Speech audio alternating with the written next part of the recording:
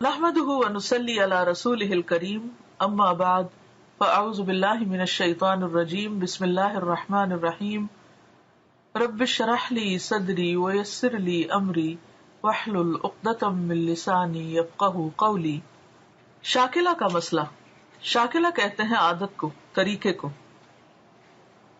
قرآن میں بتایا گیا ہے کہ اور ہم جب انسان کے اوپر انعام کرتے ہیں تو وہ اعراض کا طریقہ اختیار کرتا ہے، یعنی اللہ سے منہ موڑنے لگتا ہے اور پیٹھ موڑ لیتا ہے،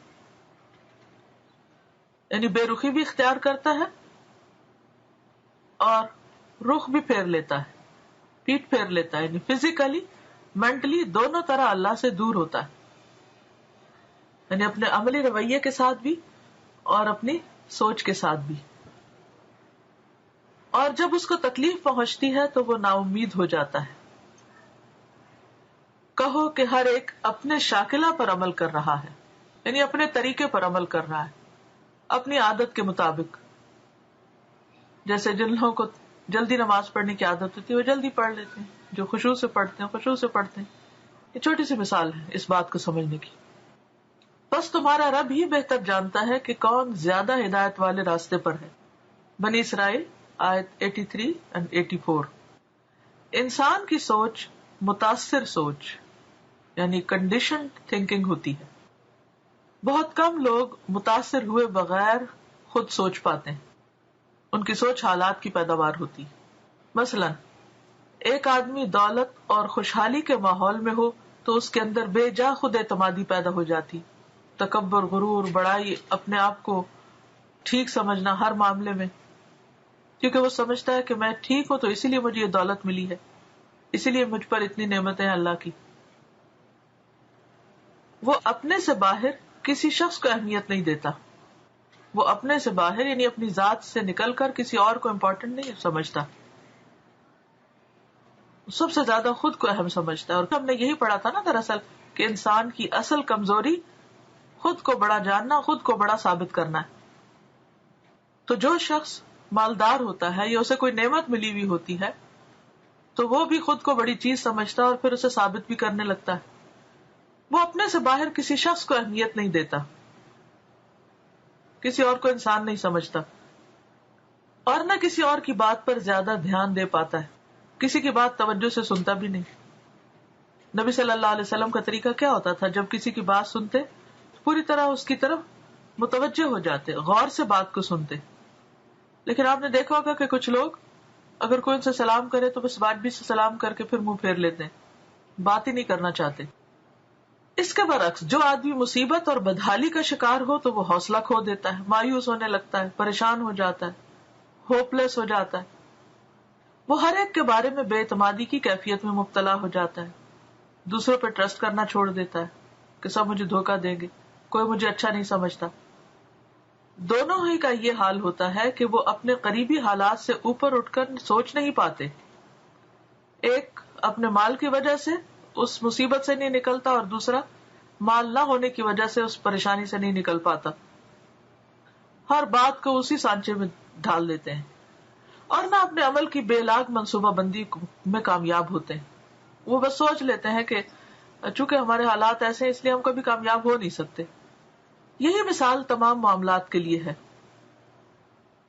مثلا حدیبیہ کے وقت اہل مکہ نے سارے معاملہ کو حال کے اعتبار سے دیکھا اور اہل ایمان نے مستقبل کے اعتبار سے. اہل مکہ قریبی احوال میں گم تھے، ناک کا مسئلہ بنا لیا کہ اگر ہم مسلمانوں کو مکہ میں داخل ہونے دیں گے تو اس سے ہماری کمزوری ثابت ہو جائے گی. اور اہل ایمان قریبی احوال سے اوپر اٹھ کر معاملے کو دور اندیشی کی نگاہ سے دیکھ رہے تھے کہ کوئی بات نہیں، اگر آج ہم نہیں داخل ہوتے اور واپس چلے جاتے ہیں تو واپس جانے میں کیا کیا خیر و بھلائی ہے. تو وہ فیوچر کو سامنے رکھ کے سوچ رہے تھے. صلح حدیبیہ کے معاملے کو آپ اس طرح سمجھ سکتے ہیں اپنی عام روزمرہ زندگی کی مثال سے کہ مثلاً اگر آپ کہیں پر ہیں اور آپ کسی خاص دروازے سے داخل ہونا چاہ رہے ہیں اور بے وجہ آپ کو روکا جا رہا ہے کہ نہیں آپ یہاں سے نہیں آئیے، تو آپ کی کیفیت کیا ہوگی؟ اور اس وقت آپ انا کا مسئلہ بھی بنا سکتے ہیں اس کو کہ نہیں مجھے تو یہیں سے جانا ہے، تمہیں کیا مسئلہ ہے. بعض اوقات ایسا ہوتا ہے نا کہ کوئی کانفرنس ہوتی ہے، کوئی بڑی گیدرنگ ہوتی ہے تو مخصوص انٹری اور ایگزٹ کے نشان لگے ہوتے ہیں تو بعض لوگ ایگزٹ سے انٹر ہونا چاہتے ہیں، جب ان کو روکا جاتا ہے تو وہ ان کا ریئیکشن کیسے ہوتا ہے؟ کبھی سوچیے آپ، اگر آپ نے کبھی ایسی جگہ ڈیوٹی دی ہو یا کبھی آپ ایسی جگہ کسی کو دیکھنے کا موقع ملا ہو، تو ایگزٹ پہ انٹری اور انٹری کی جگہ سے ایگزٹ، اور اگر کوئی اس سے روکے تو اسے انا کا مسئلہ بنانا اور یہ کہنا کہ میں تمہیں جا کے دکھاؤں گا، میں تمہیں داخل ہو کے دکھاؤں گا، میں تو ایسا ہی کروں گا، بہت ہی برا مانتے ہیں، بہت ہرٹ ہوتے ہیں اور اپنی بے عزتی سمجھتے ہیں. تو یہ تو ایک چھوٹا سا معمولی سا واقعہ ہوتا ہے.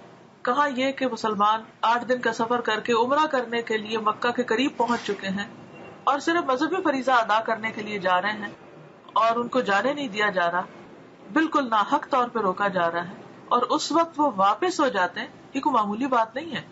لیکن کیوں واپس گئے؟ اس لیے انہوں نے آج اپنی انا کا مسئلہ نہیں اس کو بنایا، انہوں نے دیکھا کہ کل ہماری اس پسپائی سے اسلام کو کیا کیا فائدے ہو سکتے ہیں. اور آپ سب جانتے ہیں کہ مسلمانوں نے اس سے بے شمار فائدے اٹھائے. صلح حدیبیہ فتح مبینہ قرار پایا. اہل مکہ قریبی احوال میں گم تھے اور اہل ایمان قریبی احوال سے اوپر اٹھ کر معاملے کو دور اندیشی کی نگاہ سے دیکھ رہے تھے. حال کے اعتبار سے دیکھنے کی وجہ سے اہل مکہ کو نظر آیا کہ 1400 مسلمان اگر مکہ میں داخل ہو کر عمرہ کرے تو لوگوں کی نظر میں ان کا وقار ختم ہو جائے گا، اس لیے وہ ان کے مخالف بن گئے. اس کے برعکس اہل ایمان نے دیکھا کہ اگر امن کا معاہدہ کر کے وہ لوٹ جائیں، یعنی واپس چلے جائیں مدینہ، تو اس کے نتیجے میں دعوت کے غیر معمولی مواقع کھل جائیں گے اور حال کی ظاہری شکست مستقبل کی عظیم فتح میں بدل جائے گی. دنیا میں آدمی کی کامیابی کا راز یہ ہے، اب اس کو انڈر لائن کر لیجیے کہ کامیابی کیسے ہوتی ہے. دنیا میں آدمی کی کامیابی کا راز یہ ہے کہ وہ اپنے محدود دائرے سے اوپر اٹھ کر سوچے، یعنی ڈے ٹو ڈے لائف میں ہمیں جو فائدے مل رہے ہیں، جو آرام مل رہا ہے، ان کو بھول کر بڑے فائدے کی طرف نظر رکھے. وہ ذاتی تعصبات کی بجائے عمومی حقائق کی روشنی میں اپنی رائے بنائے، یعنی پرسنل بائسز جو ہوتے ہیں نا، کہ مثلا کوئی شخص آپ کو اچھا نہیں لگتا تو آپ کہتے ہیں کہ چونکہ مجھے اچھا نہیں لگتا اس لیے بس میں اس کو کاٹ کے رکھ دوں گا یا اس سے اپنے نظروں سے ہٹا دوں گا. نہیں، آپ دیکھیں کہ وقتی طور پہ تو آپ کو ٹھنڈ پڑ جائے گی، لیکن بڑا فائدہ کس میں ہے؟ آپ کے گھر کا، آپ کے ادارے کا، یا جن کے ساتھ آپ مل کے کام کرتے ہیں.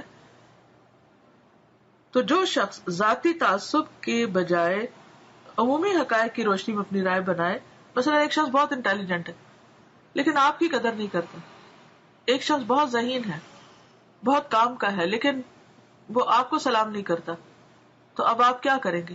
اس کے ٹیلنٹ اور اس سے نہیں فائدہ اٹھائیں گے صرف ایک پرسنل گرج رکھ کے کہ چونکہ اس نے مجھے فیور نہیں دی اس لیے میں اس سے کام نہیں لوں گا. نہیں، آپ آگے بڑھیں گے، آپ اسے گلے سے لگائیں گے، آپ اسے کام دیں گے، آپ اسے اہمیت دیں گے، اور آپ دیکھیں گے کہ کس طرح وہ دین کے فائدے کا ہو جاتا ہے.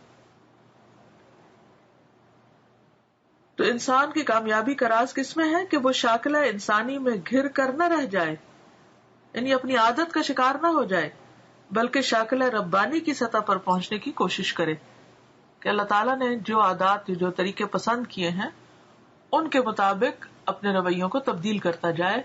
تو اسی میں دراصل انسان کی کامیابی ہے.